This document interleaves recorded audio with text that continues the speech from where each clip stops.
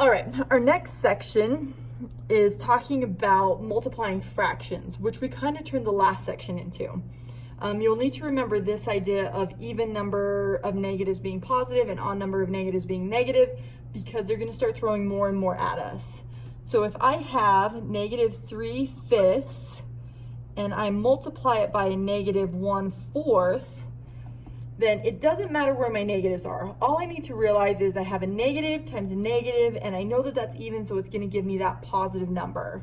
So after I figure out that, I can say, okay, 3 times 1 is 3, 5 times 4 is 20. This doesn't reduce, and I can see it doesn't reduce if I try that cross multiply.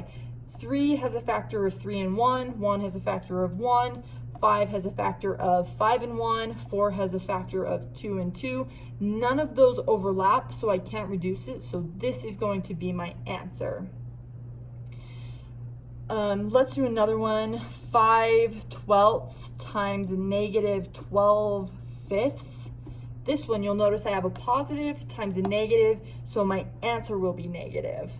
Now, when I multiply straight across, I get 5 times 12 on top, and then on bottom, I get 12 times 5.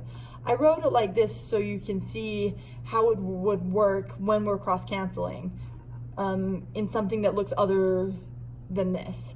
So here I have what I have on top and what I have on bottom. I'm timesing them. I see 5 can cancel out with 5. They would both be divided by 5, and that would give me a 1 at each place. And then 12 can be divided by 12 because this 12 can be divided by 12, also giving me a 1 at each place. Now, it's simplified as far as it can go. I just need to figure out what 1 times 1 is and what 1 times 1 is, and make sure I keep my negative, so my answer is that -1. You guys will try a couple of those.